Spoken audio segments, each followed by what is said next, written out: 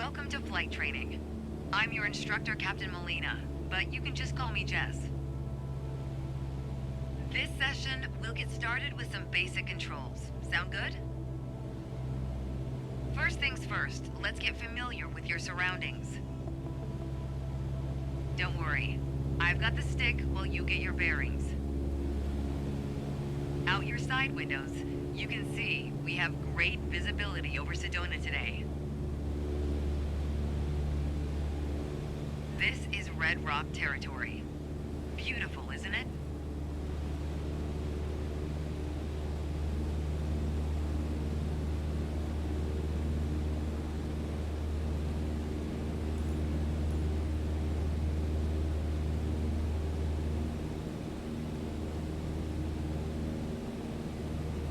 See if you can spot the Sedona Airport.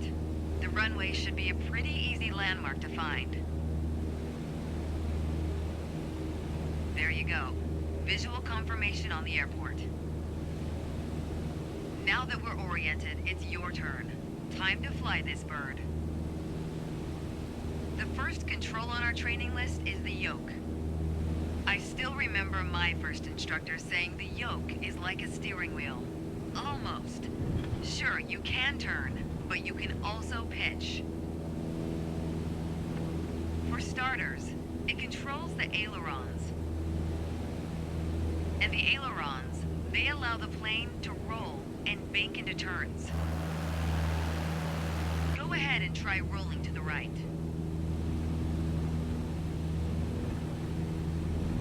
Nice. Now let's see you level back out.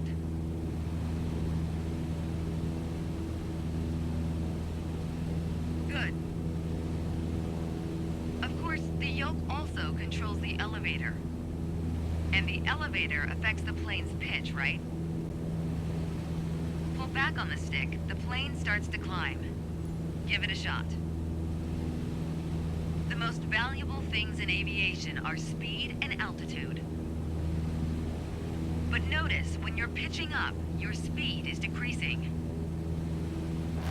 You could add more power. Or for now, let's just pitch down. Just like that, your speed's picking up again as the nose pitches down. As you level back out, let's talk about another control, the rudders at your feet.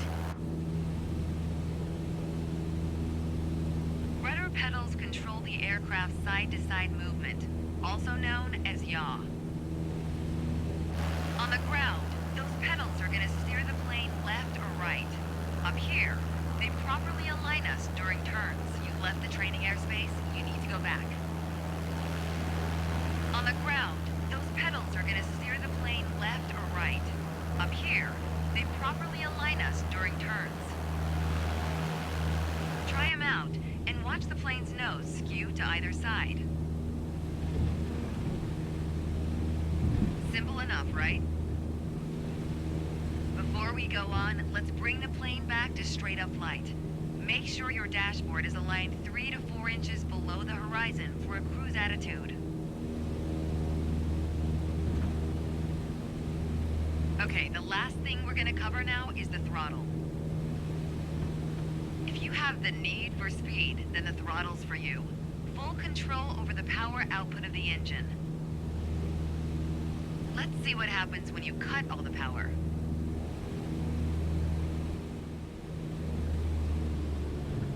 Let's see what happens when you cut all the power. Surprise, surprise, our altitude is decreasing. This might be a good time for a piloting PSA. Always keep an eye on your surroundings, because nobody likes a low-flying duck. All right, let's go ahead and throttle back up.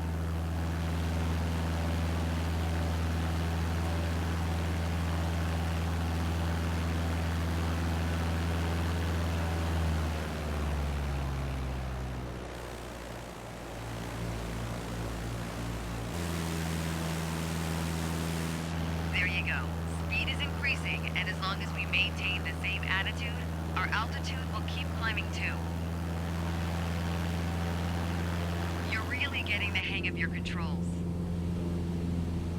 Before long, you won't even need a co-pilot. Until then, if you want help with the radio or checklists or simply flying the plane, I'll be here. You can pass me the controls when you're ready to finish your session, or keep flying. It is a great day after all.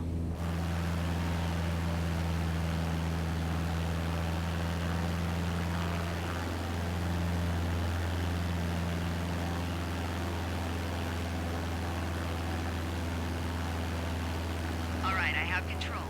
Good job.